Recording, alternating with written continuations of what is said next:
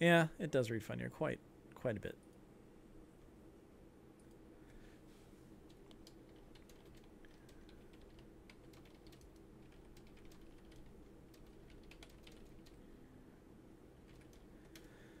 Okay, cool.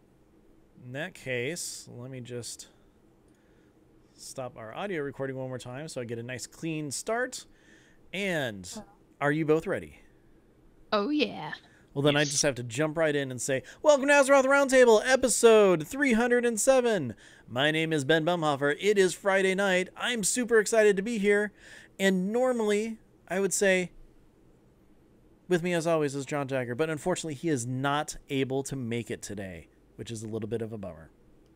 But I am so incredibly happy to announce that with me this week are some of my favorite people in the entire world, Thyst and Thorn. Welcome, guys. The entire world? Yeah. Wow. Yeah, and Thanks, Ben. Not even just the world of Warcraft, but like the real world. I thought that was one of those pregnant pauses. The world of Warcraft. Yep. And beyond. Pregnant. Yeah, something like that. Pregnet. So, is that when you are not yet dead and reborn as a gnat, you're pregnat? That's a good one. I like pregnat. That. Okay. All right. Well, I'm really glad that we're all on the same page here. We are all pregnat. Or Prengart. Oh, that works too. Anyways, hey guys, how's it going? It's going so well. How are you? I'm doing pretty good.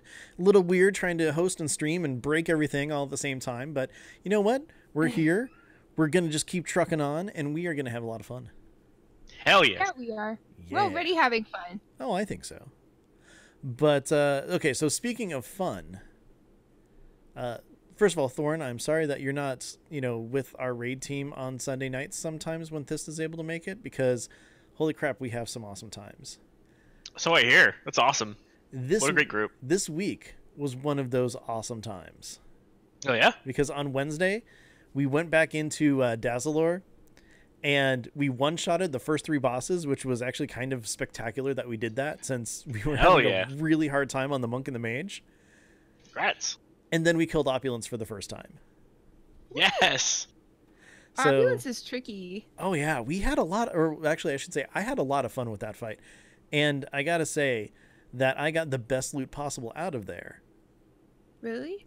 Did you get the crown? I got the crown. Yes! It's great. Mew was telling me about it. He's like, okay, you have to use it. I'm like, yeah, I put it on and I'm doing the rings and everything. He's like, no, use the crown. I'm like, oh, you pry off a jewel. And I'm like, I kind of don't want to because I feel like I'm just destroying my crown. But at the same time, you do really awesome stuff. So, yeah, I got the crown. I'm really happy about that. I didn't even know there was an on-use. Oh, yeah. I don't know if it's only like the dark intent one or whatever, like the kind of evil crown, if it does that. Or if all of the crowns let you pry off jewels or whatever. But, yeah, anyways, it was something that was just like this extra stupid fun thing that I'm like, holy crap, this is freaking awesome. I love this. So, yeah. And it makes you look like a king or a queen, whichever you identify as. Yes, a Burger King. Very true. Or Burger Queen. Well, the king of burgers. Is that only Tauren are the Burger King and Queen? No, Ben. I'm vegan and now I'm offended. Well, I mean, I had to ask. You never know. Offended. But nah, congrats, man. That's awesome. That's Thank like you. the best drop that I know of in the entire raid. I mean, just for visuals alone, I don't really care about the actual stats on it. I'm just like, I got a crown. And of course, I had to completely redo my transmog for it and everything. Of course. Oh, of course. Yeah. You So gotta look like a king. the best part about actually getting to the point where we started fighting Opulence is the fact that, Thyst, you were there the first time that we did this. Yes. And it was the first time where we had to turn into the Icky Icky Alliance. But I found something that I don't know if it will actually help or not, but I at least figured out a way to change my gear. Oh, yeah? Yeah. So I went in there, and first of all, I took off the tabard because it put like the stupid anchor tabard on, and Well, not even the anchor tabard. It's like a sword or something, and it looks stupid. I have no idea what's going on with this.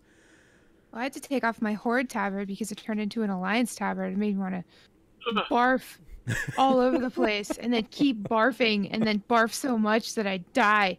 Oh yeah, I forgot to mention that this is the most horde-centric podcast on the web. Everybody knows that. Everybody who listens. Yeah, but Hey, question: if you B-res somebody who barfed to death, do they remain barfing? I think they're just hungry. I think you would be pretty hungry if you barf to death. Well, I mean, it really kind of... What's in your stomach?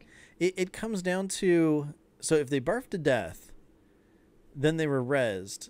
Does that actually cure, like, a sickness when you're rezzed? Like, I mean, can you imagine... Like, okay, let's say you have a broken leg, and then you die. When you're rezzed, is your leg healed, or is it still broken? Oh. I think you get fully healed.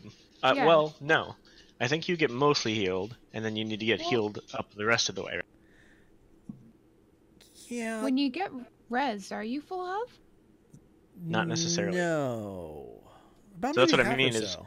maybe you're back to life, but you're still pukey, and then you need to get healed up, and then you'll not be puking. Are you, like, limping at that point, maybe? Like, instead of full broken leg, it's like, oh, it's back together and kind of tender. Just, be careful with it. Yeah, I mean, the broken bones part is tricky, too, because you definitely wouldn't be whole again. I mean, it's not like you get rezzed in the game and can't run around.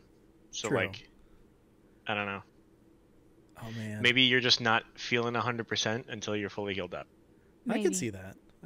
Oh, of course, you know what would be worse is if fall damage actually would break your legs and you couldn't run. Oh, Yeah. that would suck. Yeah, that would not be fun. But, so, I gotta ask, Thyst, I know you don't like to be Alliance, and I don't have the full idea on if this works or not, because, okay, so the funny thing is that when we go into this fight, well, I play a Pandaren. So then you go in and you change factions, and I'm still a Pandaren. So the thing is I wanted to see if my character model would actually change, if I would actually be someone else. So I use Moros's armor polish or whatever that makes you completely naked. Same character model and everything. Like, nothing has changed on me, which is a little bit of a bummer because I would like to, be with everybody else and be like, hey, I'm not the same person. I'm not just like switching sides to the Alliance today. So I don't know if this will actually work for you or not, but do you happen to have the trans-dimensional bird whistle? I do not. No. Okay, so the transdimensional bird whistle is when you like go way back to Warlords of Draenor, get Pepe on your head, and then you kill a whole bunch of like the dungeon and raid bosses with him on your head. Oh yeah. So then it lets you summon Pepe like whenever.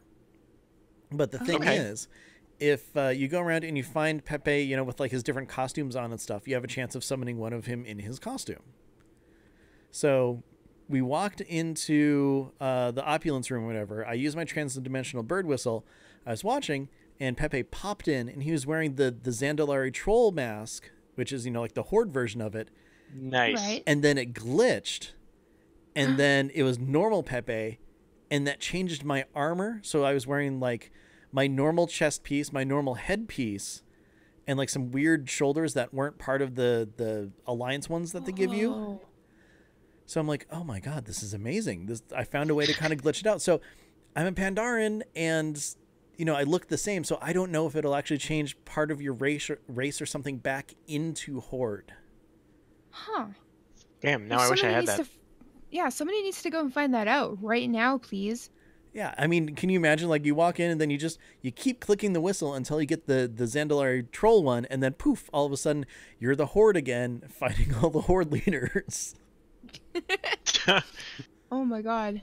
That would suck. Oh, interesting. Cause I was upset because I was using the toys, the cosmetic toys that would turn you into something else. Mm-hmm.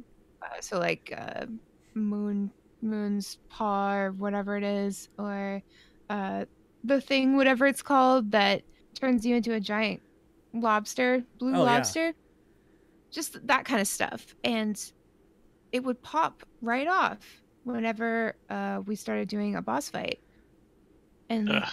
that doesn't usually happen, so I feel like they did that on purpose, maybe. Because Well, it I'm under the impression that feeling awkward is a mechanic. It's a You- debuff. that you know what? I wouldn't be surprised actually. I mean, just the fact that we have to use heroism instead of bloodlust. That's why I'm happy Ugh. we have mages, so we can just do time warp and not have to worry about it. But- Seriously. Ugh. But I mean, the thing is about some of those cosmetic toys is sometimes they work and sometimes they don't. So maybe it's just the wrong toys that you're using. Maybe. Like, Oh, you know, I was using the one that turns you into the skeleton, okay. the glowing skeleton, and that stayed. Okay. I know that the Moon's paw or whatever that turns into a wolf, that stays for like 10 minutes. You can do combat and all that stuff with it too. Yeah, it does. I don't know. I don't understand why. Like, I That can one's fight great. trash with them on, but it just comes off. Okay. Maybe put you in a murky costume. Ooh, that could be fun.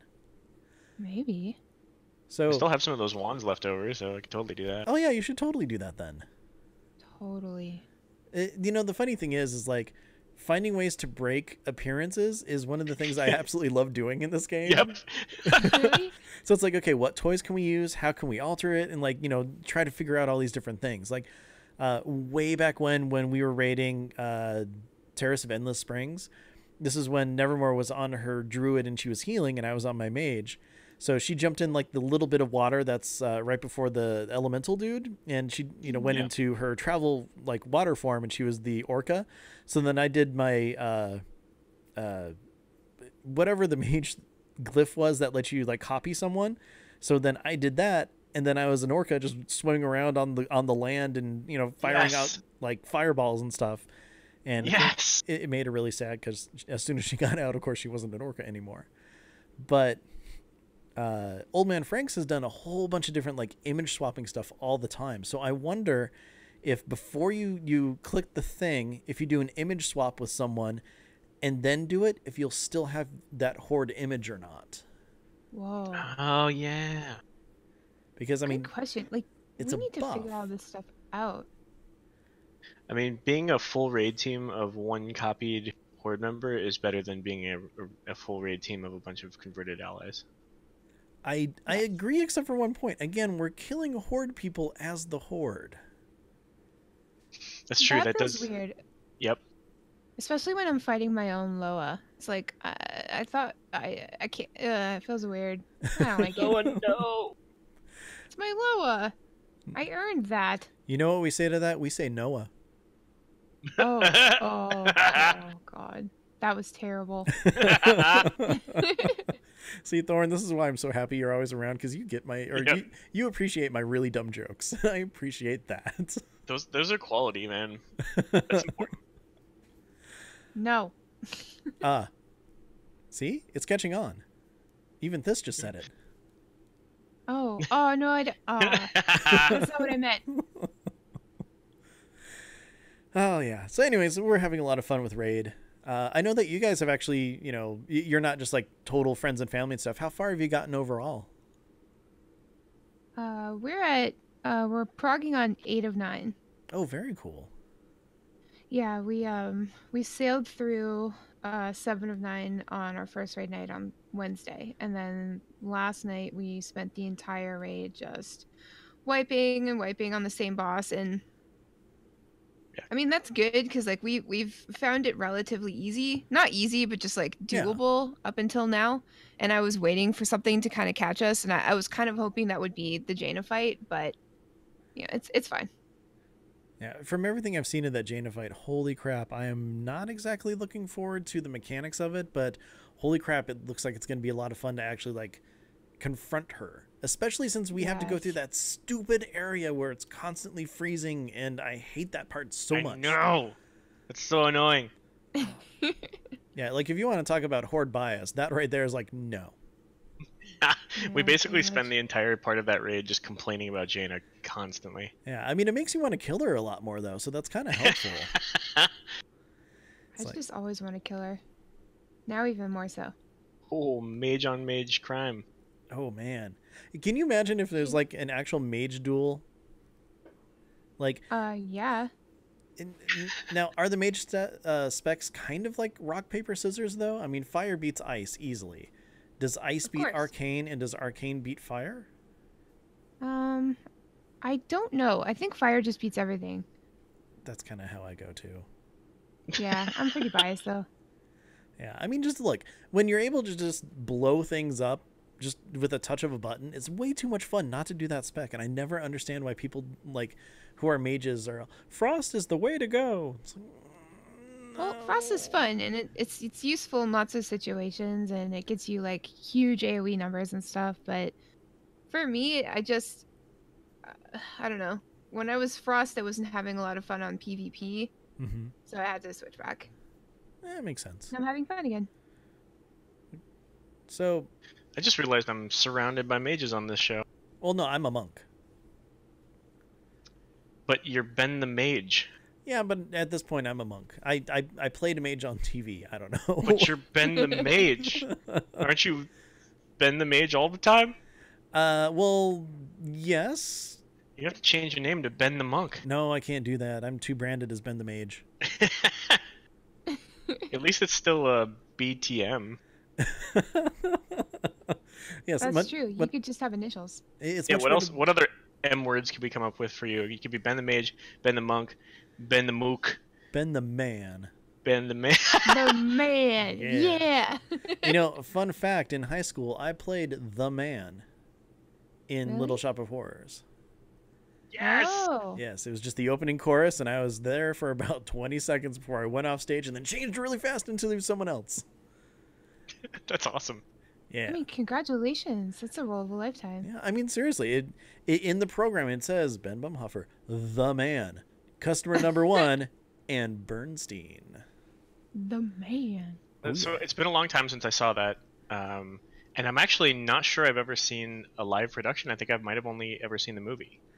So tell me, how does the plant get represented on stage? With a giant plant. Yes! Not plant. It's like a big giant puppet that, you know, people are actually working and stuff. There's That's awesome. There's a couple different versions. There's a small like hand puppet that whoever's playing Seymour, you know, kind of sticks their hand through and stuff. A bigger version of that. I want to say there's a fourth one, but I don't remember exactly because high school was a very long time ago. But then for like the final form, it is this gigantic, like man-sized, like 2 halves of a mouth thing where people actually do go in the plant, slide down, and then there's like a chute behind that they, you know, get out of it from behind. Oh my god, that's terrifying. Yeah. Well, the thing is that the movie version has a happy ending. Everything else is like really downer ending where the plant wins. Oh my god. Yeah, so spoilers. But it's yeah, no, I didn't know that. Oh yeah, totally. In the actual like Broadway version of it, Audrey gets eaten, and then Seymour's like, "Oh, Audrey," and like, you know, jumps in after her or whatever, and the plant just has cuttings of it, and it just grows and grows, and eventually takes over the world. It's like a total B-movie thing. Oh yeah, it's fantastic. That's like what Poison Ivy wanted to do with the whole world. Exactly. And she enlisted Mr. Freeze. No, Mr. Freeze. No, wait. Who? Wait, I'm trying to You've remember gone back Batman. to the Batman movies again, haven't you? Okay. Just a little. No. I want to hear this. Okay. Nice to meet you. I need you. What No, killed it the was- dinosaurs? The Ice Age. That was so shoehorned. Oh my god. That's like in the first X-Men movie where Halle Berry, i.e. the worst storm ever, was like, what happens to a toad when it gets hit by lightning? The same thing that happens to everything else. Well, she snaps him and he goes away. And Damn it, Holly Berry. well, do you want to know? There's actually a story behind that on why that line is in there. Why? So Why? Apparently, throughout the rest of the movie, Toad kept having lines like, "Do you know what happens to a toad when blah blah blah?" And like, it was in there like 2 or 3 times or whatever, and then she just does it to him with the lightning, and then, you know, zaps him at the end. Except all those were cut out, but for some reason they thought it'd be a good idea to keep the final one in there. That makes absolutely no sense. God, why? It would take like 1 second to take that out. I know, exactly. Like, take that out, or at least leave one other in there, because otherwise it's like it's a callback to nothing. Yep. God, oh, I can't believe just the laziness. Well, I mean, after going back and watching the first X-Men movie, can you? Yeah, it was pretty bad, honestly. I gotta be honest though, if I got the chance to play Storm, I'd snap that up in a second. And I'd be horrible. Oh no, you make a great Storm, except you have to be Mohawk Storm. Yes. Oh yes. Mohawk Storm. You know what I always thought would be like the perfect Storm is Iman. Oh yeah. She's already got the accent. She's tall and gorgeous, you know? Yeah, I can see that. Then she could add a title after her name. Iman, the perfect storm. Yes. That's what I thought anyway. It's either that or George Clooney, because he was in The Perfect Storm, wasn't he? You know, I've actually never seen that movie. Yeah, me neither. Me neither. George Clooney could probably play anybody. I would say so. Except for Batman. That was terrible. Anybody, except for this one thing. So this very specific thing that I happen to have at hand right now. So you were saying about Poison Ivy? I don't remember. She did some stuff with plants, probably. She wanted to take over the world. Yeah, with plants. Wait, is she part plant, or how does that work? Kinda. It depends. I mean, does she like commune with plants? Is all? I think it goes back to either where if you're going to like the comic book version or whatever. But I mean, she has some sort of plantish bit in her. Like, the thing is I'm not super versed on DC stuff, but I seem to remember that. I don't know if she has like chlorophyll in her for blood or something like that, but she has some sort of plantiness of her. So that's how she's able to like talk to him and stuff. Because then you could just photosynthesis yourself some friggin' lunch for free. Yeah, just stand out in the sun for a minute. Oh, yeah. Full. But what if it's a cloudy day? Oh, well, that still counts. Like, you still get... Well, you get some. But, I mean, if you had a tanning bed, would you become fat? Oh, yes. Oh, you could just have those indoor lamps for growing. Exactly. Or like people in Seattle have. It'd be like, yeah, exactly. Hire somebody to mist you with water. Or do it yourself, but whatever. You have to get one of those, like, other superheroes. Wasn't there somebody named, like, Sunspot? Maybe. I want to say there was a superhero named Sunspot. We're not DC that's people, the kind of person Thorn, that so... I don't even know if that was DC, honestly. That's such a side character that I don't even know. Anyway, I would find somebody like that with extraordinary sun powers and just, like, make them my henchmen. Oh, just let them be your roommate. Then I'd be like, feed me! Me hungry. And then you take out over the world with plants. That's how that works. Exactly. Oh, yeah. That's how we do it. But you know what's really funny, though? Speaking of plants, another weird costume glitch thing that we found is when our druids went into cat form and then popped back out, they were all night elves no matter what they started with. Oh, wow. So if you want to be a night elf, be a druid. I don't want that. That's okay. I mean, we've kind of talked a little bit about this before, but if you had to choose one alliance race to be, what would it be for you two? Worgen. Even with all the sniffing? What? No, one of the worst things about Worgen is that they're always... That's what dogs do. Oh, yeah, fair enough. But it's like constant, though. Do you hear it? Is it an in-game sound that you constantly hear? Yeah, it is. I feel like that'd be really annoying. Apparently it is. There's actually an add-on that turns that off. Yeah. Are there any other races that have a persistent sound? I don't know. I don't think so. I can't think of any. Actually, that's a really good question. I mean, you know, everybody has their kind of like racial stuff. Like, if you really listen carefully for Tauren and Draenei, like when they're walking, you actually hear like clomping as opposed to like regular footsteps. No, that's actually just like people like walking along behind them like with coconuts. Clomping. Oh, I hate those guys. Oh, they're the best. There's always somebody behind me with a tuba. Is it Stewie? Be honest. Is it Stewie? Probably. Oh. Oh,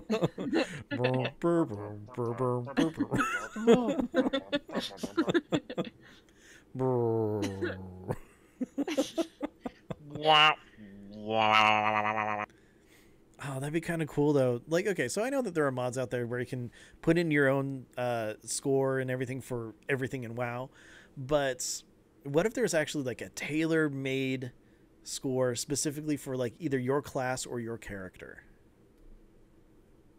That'd be awesome. That would be awesome. Wait, are you saying that there's an add-on out there that lets you set a sound? Yeah, lets you change all the music. But like automatically shifts to a different song when you're in a different area? Yeah. I'm oh assuming my god, so. I need that. I mean, come on, there's add-ons for everything. There's got to be. True. It's like, hey, play this file instead of this one or something, you know? Hey man, there's an add-on for that. Yeah. You know what? When I'm out and about and I'm trying to, get a ride somewhere, I'll constantly just run around. But instead, now I click on Move Me There. And there's an add-on that just lets me run around on my own. And I can get up and go make a sandwich. And when I get back, I'm at the waypoint that I selected. Whoa. Is that real? I don't know. I just made that up. It really just auto runs you to the nearest flight point and then takes the flight point to wherever you're going. I could see that. Of course, then again, would that be botting? Definitely botting. Yeah, I guess. Of course, then again, you'd probably get attacked along the way and everything too. So, yeah. Definitely. Yeah, why is this guy just RP walking while we're attacking him? Because he's trying to lure you into a trap in war mode. That's what's going on. Man, war mode. I wish there was an add-on to like make my IRL better. It's called Arrays? I mean, yeah. Maybe? I don't know. That's the best I can come up with. It seems more like a patch. Yeah. Okay. That is like a patch. Like what is IRL patch 2.0 is like your next raise. Yeah, okay, good point. What about your smartphone? Maybe that's like an add-on. A little bit. It's like a bunch of add-ons. Because like it's got a map. You can talk to people. That's good. It's like LVUI. Yeah. Also has a heads-up display if you need, in like GPS and stuff. Yeah. You can like play music on it instead of listening to the world music. Yeah. Oh yeah. It's got a selfie cam. Yeah. Sometimes the world music really sucks in real life. Especially when that tuba guy's following you around. Get the hell out of here, tuba guy. Yeah, well, I'm gonna play this instead. You're the best around. No one's ever gonna knock you down. Yeah, totally. Man, if you could just have Karate Kid music following you around everywhere you go, your life would be so much happier. Oh, I feel like that would be I had a crush on Mr. Miyagi when I was little. Well, I mean, he does teach you how to, do karate by, household chores. Exactly. Like, he's just so wise. And I really like that in a man. Also, sweet karate moves. Well, plus, if you're ever hurt, he can heal you by clapping his hands and rubbing them together really fast. Hey, man, that's fine with me. Yeah, what was that? That ancient Chinese secret? Oof. Tell me your secret, Mr. Miyagi. Well, first, no, I'm not going to do that because that's incredibly bad. Call me Sensei. Oh, wow. So, okay, do you have the choice of Chuck Norris or Mr. Miyagi? Miyagi, because Chuck Norris would probably kill me. Plus, Mr. Miyagi has a good sense of humor, too. Yeah, he does. I think he's real cute. I'm into older men. Yeah, that's fine. But did you ever see that clip from Walker, Texas Ranger, where Walker, like, kneels down and, like, touches his fingers to the dirt a little bit? Because he's in, like, I think he's in a forest or, like, on a road or something. I know the one you're talking about. To the dirt, and then he, like, licks his fingers, and he's like, a plane crashed here. I have never seen that. Quality writing right there. Wow. You know how I saw that? the old Conan O'Brien show used to have like a Walker Texas Ranger moment, but it was a lever. So Conan would pull a lever and it would show a random clip from Walker Texas Ranger. And then people would laugh at it, and then Conan would pull the lever again and it would show another one. It was so great. Oh my gosh. I forgot about that. Yeah, it was awesome. That show, it was so good. So what you're telling me is that I need to watch Walker Texas Ranger because I have like 0 Walker Texas Ranger in my life. What? Yeah.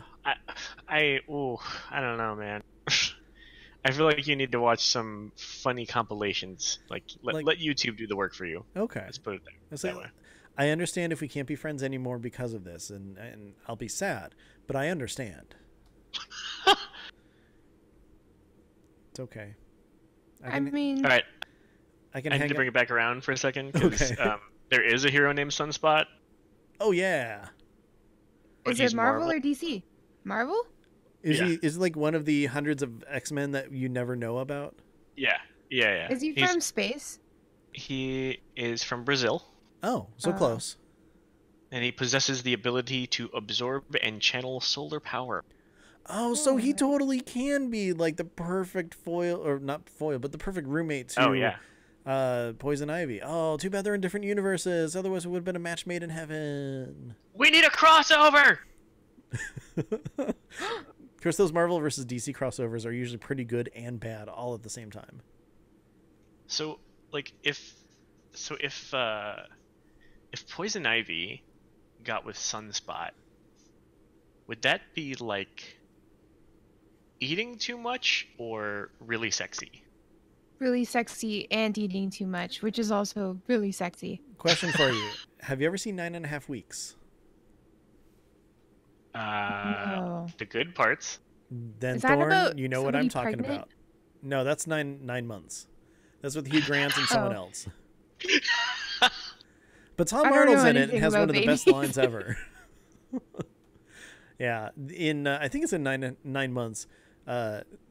Hugh Grant goes to Tom Arnold's house and he's not supposed to be there because they're like there's big fight or something going on between like their wives, and then so Tom Arnold opens up the door. And he sees Hugh Grant, and she's like, "Honey, who is it?" He's like, "It's my mom." She's like, "Isn't she dead?" He's like, "Yeah, I know. It's real weird." And then closes the door, and he's like, "You got to get out of here." What?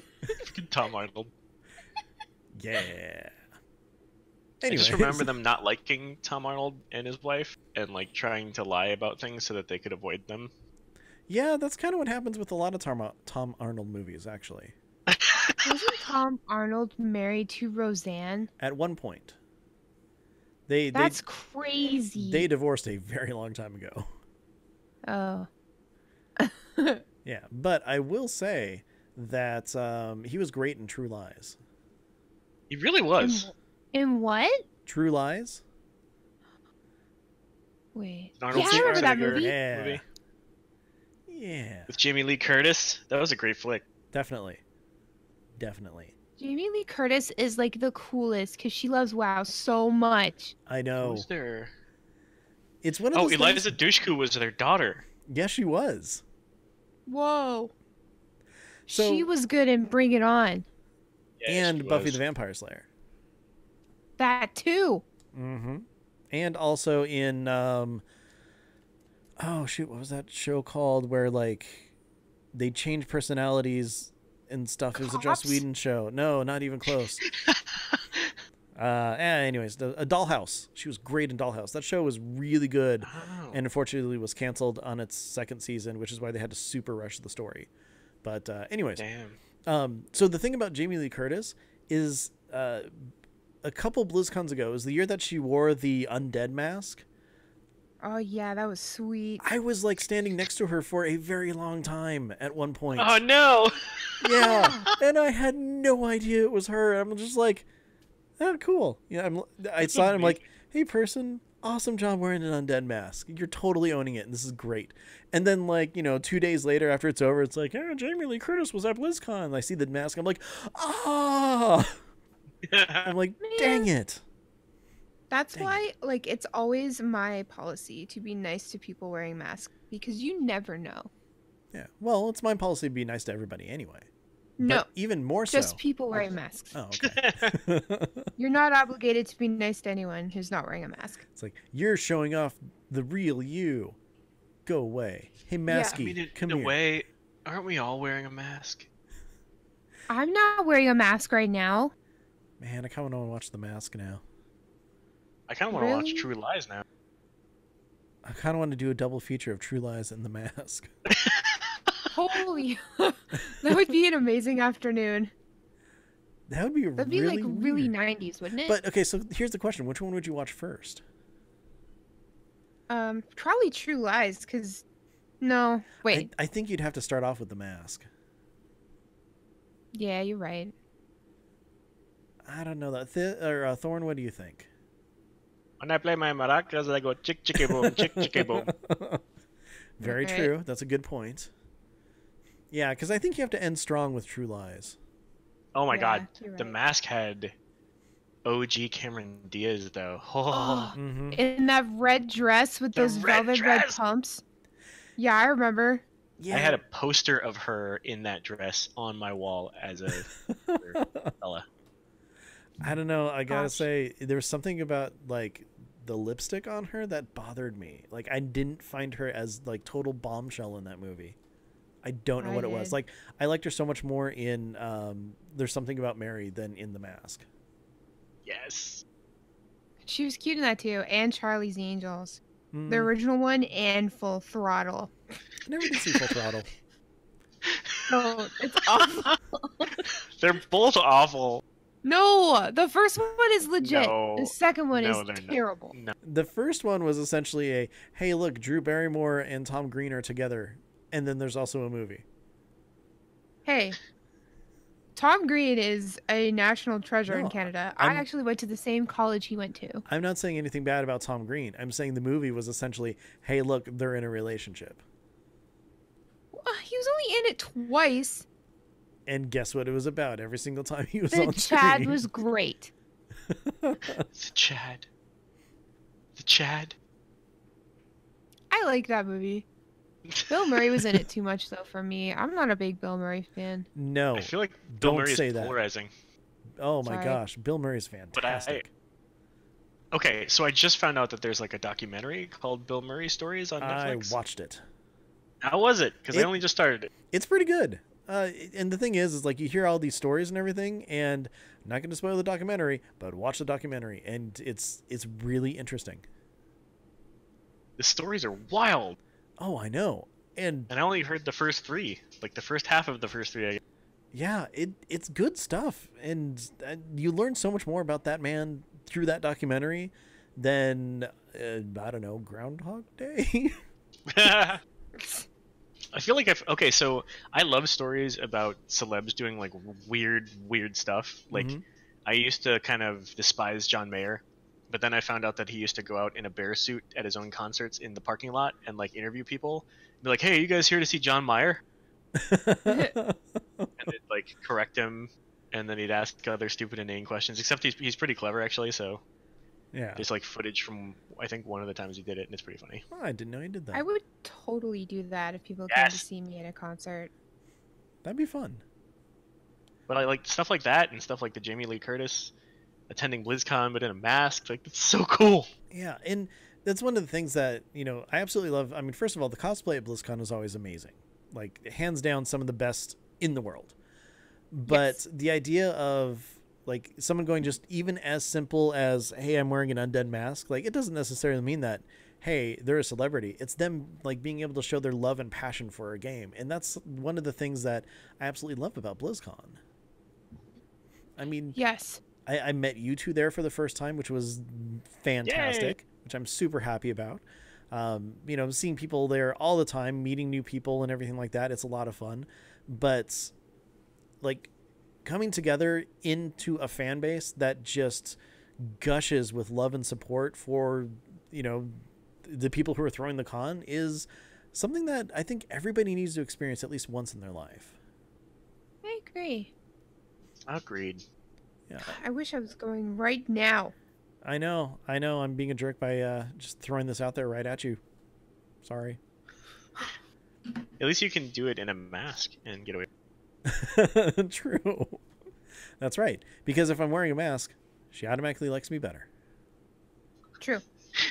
Yes. It doesn't matter that it's one that I cut out on the back of my Star Wars cereal when I was 7 years old. But I am C-3PO, damn it. That's fine with me.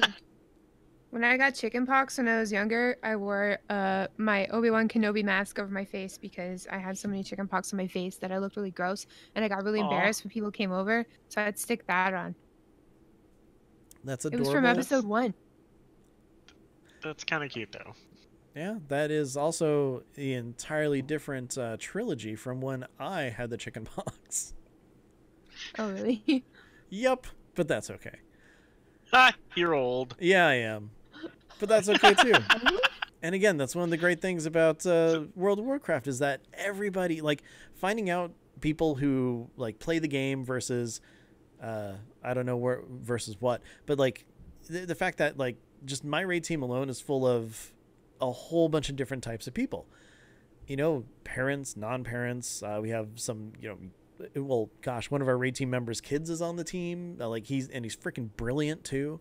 That's awesome. You know, he really is. Thyst is on the team, and you know, she and I are like as different as possible. You know, I'm in this old creepy guy, and she's Thyst. So, I mean, Ben, I think we're the same age. Different from an old creepy guy. I mean, that's a solid question. If you were a guy, you'd like your antics would come off very differently. Yeah, I could see that. Sometimes, okay, a lot of the time, actually, I feel like I should have been a dude, you know? Not enough to, like, do anything about it or anything, and not enough to identify as one either, but I don't know, man. I just feel like... Well, I mean, a lot of that just comes down to, you know, who you feel comfortable hanging out with. It doesn't have to do really, like in your case anyways, it doesn't have to do with identity. It's more of, hey, you know, I'm comfortable with these people. They accept me how I am. We're cool. I mean, it's kind of a lot of different areas. You know, find the group that you hang out with and have fun with. You know, that's so true. That's a good way of looking at things. It's like, you might not feel super happy with yourself, and that's something you can work on, and it might be something that you're always going to be working on, but as long as you can find a place where people accept you and you know, feel comfortable, that's okay, you know? Like, that's pretty much the best you're going to get. That's all anybody can ask for, really. Yeah, exactly. It's such a good insight, Ben. It must be because of all of your many years of experience. Exactly. How long you've been around. All 38 years and 10 months of it. Yeah. Ben, we're the same age, so I know, by the cool. way. I'm like, messing with... I know, but see, here's the thing: is that like I don't really ever care about what age I actually am. It's just how I feel that day, and I mean, sometimes I feel really super old, but most of the time I don't. But it's funny because the newest person on my team at work, I mean, he sits next to me. He's awesome dude. He's got a horde tattoo, so obviously, you know, he's fantastic. But like we were talking about it, and I'm probably like, let's see, I am about 16 to 17 years older than he is. Except you would never know because we're constantly just, you know, talking about the same stuff and laughing and, you know, the same sense of humor and everything awesome. like that. And that's fantastic. It's not that like, oh, I'm tuned into the young culture or he's, you know, an old soul or anything like that. It's we've been able to find things and connect over, like, World of Warcraft is definitely one of them, but like gaming in general and, you know, geeky stuff and movies and everything, and it's a lot of fun. I really enjoy it. So yeah, you That's lucked awesome. out, dude. oh definitely. But it's funny because that's one of the things that's I know a lot of people talk about community, and, you know, like big guilds are a big thing of community, which a lot of people don't experience if they're in something that's tiny. But then again, they have a different type of experience with their tiny little guild versus the giant one. And I feel like my foot's in my mouth over that statement, but you know what I mean. But the thing is like, I've found a couple different communities just in WoW alone that have made the game, you know, an incredibly different experience for me than what it was when I first started out. You know, I started with a smaller guild and everything on a different server. Then I switched over to AIE around the time that SWTOR came out. And I mean, it's an entirely different group of people, but, you know, they're still as welcoming as the first group was and stuff. And this game has made me feel more welcome in any circle that I'm in than probably anything else in my life. Same. Yeah, I was just trying to think of another example, and I can't. I think it's the same for me. Like, it's the most inclusive. Yeah, and I mean, even when we go to BlizzCon, yeah, we'll joke about, oh, Alliance sucks or whatever. It's like, yeah, but we don't actually really hate them. I mean, Thyst does, but most of us just don't actually actively hate the other faction, you know? Again, we're all just kind of like bonded in this whole group of, hey, we play WoW, and that's all right. We play WoW. Yeah. We tolerate that. I don't know if tolerate is really the way to go. It's more like we accept that. Tolerate it. Yeah, it's tolerable. Tolerate it. It's fine. But yeah, and I mean, it's really weird to think about it too if you go back and just kind of look at, okay, so I play this game, and then I started listening to podcasts, then I started making podcasts, and then like an entirely different sort of community just kind of grew out of that because of, you know, a fan base, but also being able to meet wonderful people like you. It's just, I don't know. Maybe this is just like I'm an old man at the moment, and I'm looking back and realizing that it's not that I owe WoW a lot or anything like that. It's just that it was a tool that got me into a very awesome, happy place in my life right now. That's amazing. Sorry, I'm swoon. Aw, yeah, big group hug. major swoon. Aw, this has been such a wholesome show.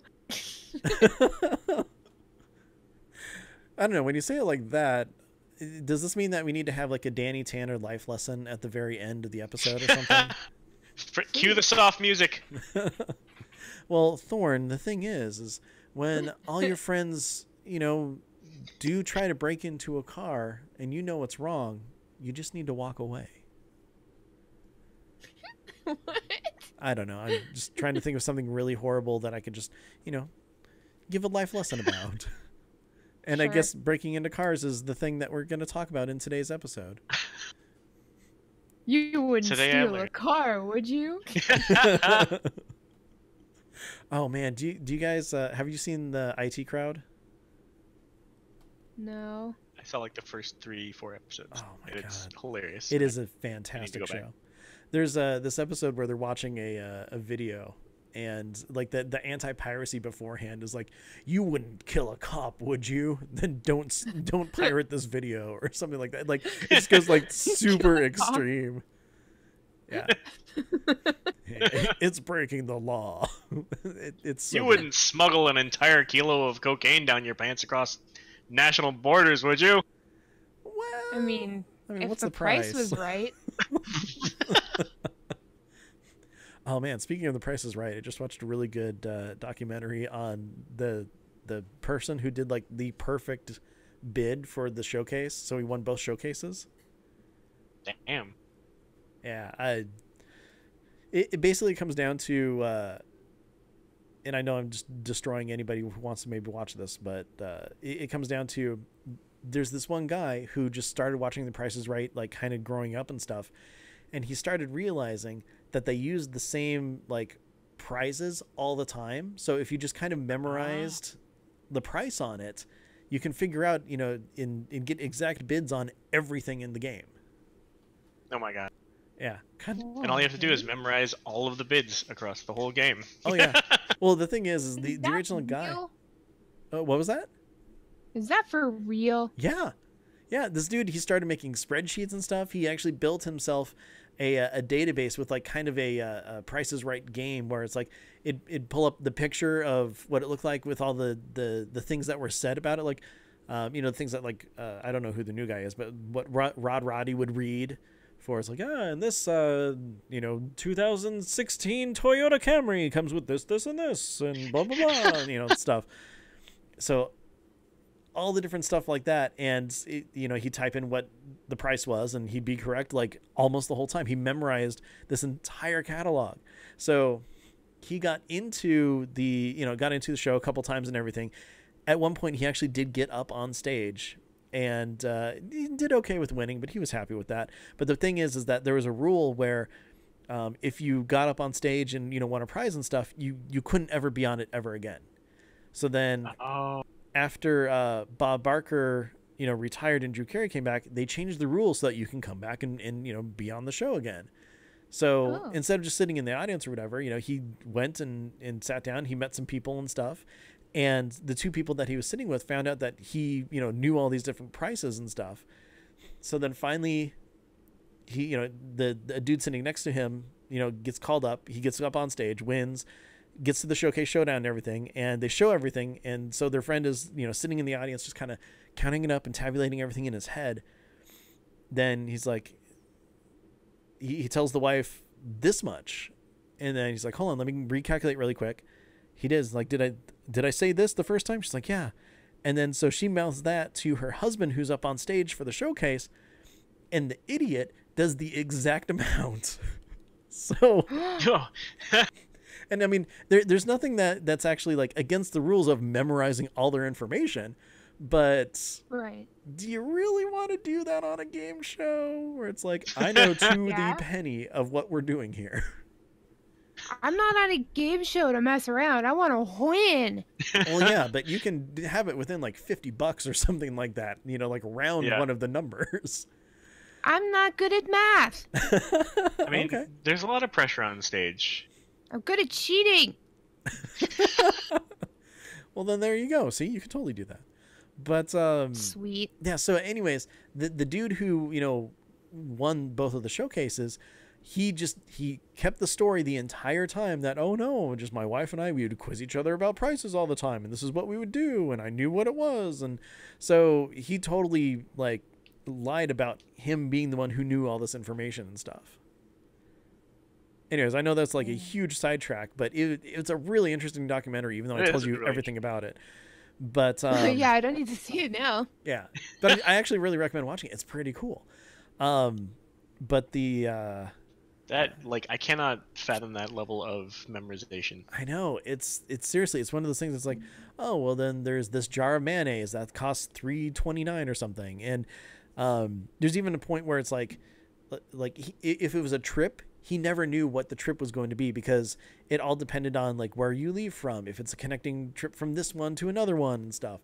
And it's crazy. Okay, so the name of the documentary is I saw it on Amazon Prime. I believe it's called the Perfect Bid. I'm like 90% sure that's what it's called. The Perfect Bid. Yeah, I'm gonna Google it really quick, but I'm pretty sure that's what it is. The Perfect. You're probably right. That's it. Yeah, the Perfect Bid. Yep, the contestant who knew too much. Yeah, it's pretty good. I really recommend it. The contestant that knew too much. He knew everything. He had to die. Yeah. Everything. But I mean, can you imagine having that level of knowledge, but like put it into something like, oh, I don't know, the MDI? Oh, man. Yeah. Nah, that wouldn't be cool. You can't cheat at WoW. No, you wouldn't be cheating. You knew everything. I always kind of assume that people like who do the MDI and AWC already just know everything because you have to.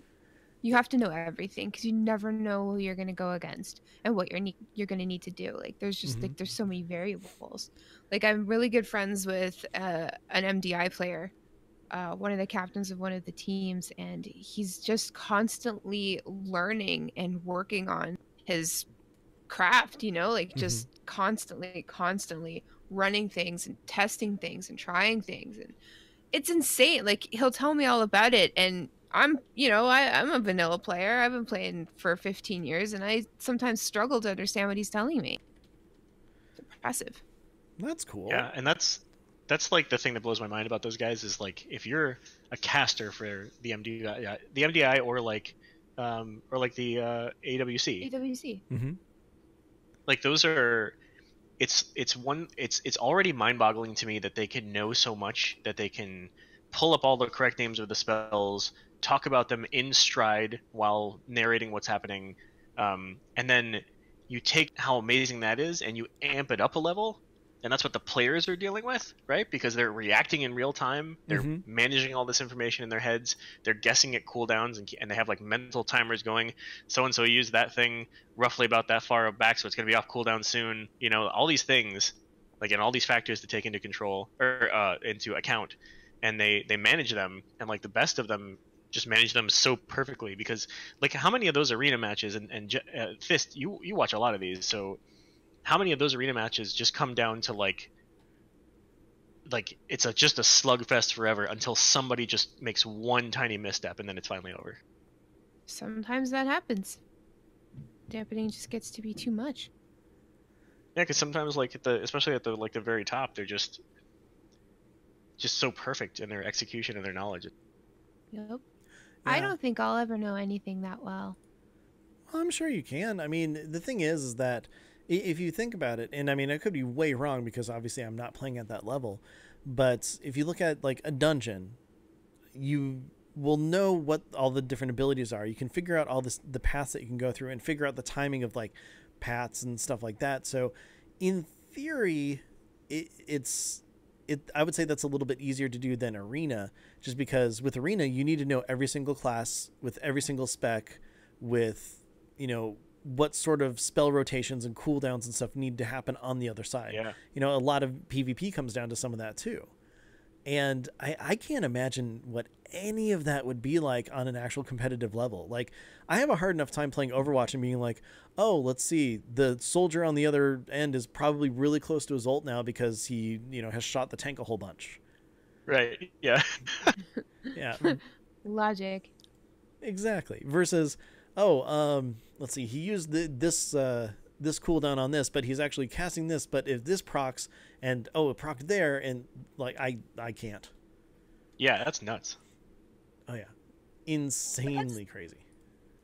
That's something that WoW and Overwatch and a lot of games have taught me. It's like when you're going through life and you learn things, you don't often realize that you're learning until you've already learned it.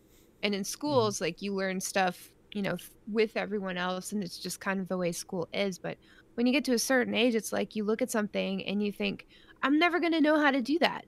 And with WoW and Overwatch, you tried something and it's fun, so you keep doing it and you do it with your friends, and all of a sudden you know how to do something, and it's cool to like witness yourself learning something that you didn't know how to do yesterday, you know? Yeah. I love that. It is pretty good.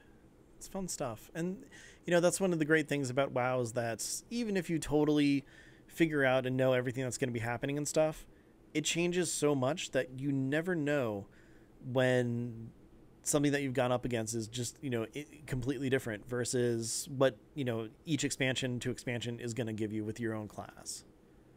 So while it's challenging, it's still kind of fun to relearn it. And it's, you know, kind of like having a new game most of the time.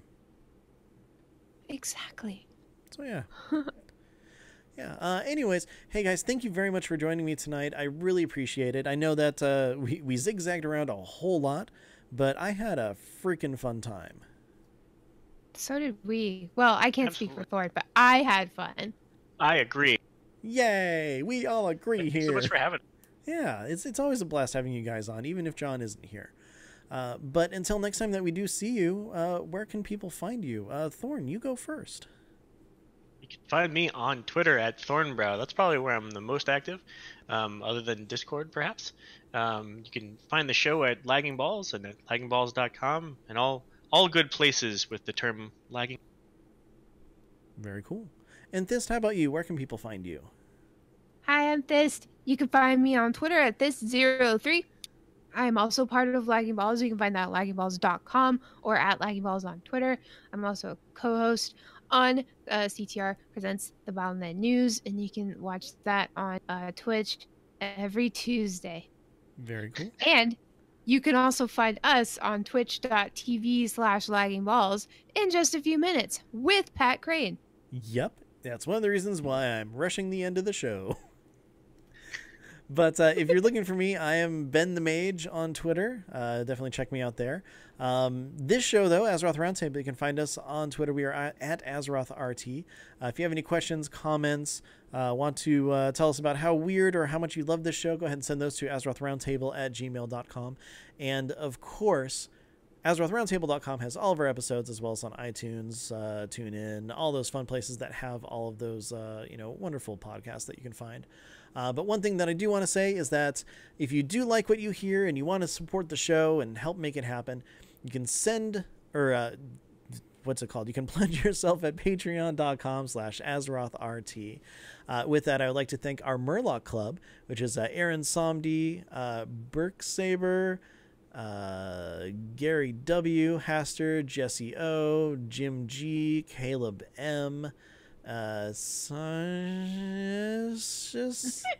something like that. John usually does that, so sorry I totally destroyed that, but Murloc Club, I have to say, thank you very much for your support, and you guys are awesome. And with that, thank you very much for joining us for Azeroth Roundtable this week. Hey everybody, when I say be good to each other, I mean that. Accept everybody, be respectful, and be good to each other. Bye, everybody.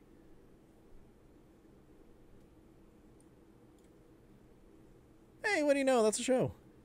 Yay! Oh, that was fun. Yeah. Yeah, that was a good time. Thanks, buddy. No problem. Anyways, I know you guys got to go, so I'm going to. Can I raid you without you actually starting it? I don't know. We're gonna try. Oh, looks like I can. All right, guys, we're going to be rating Lagging Balls. This should hopefully send you right over there to twitch.tv/laggingballs. And I'll talk to you guys later. Thanks, man. All right, thanks, guys. Have fun. Say hi to Pat for me. We will. All right. Bye. Bye. I'll see you later. Bye. Bye.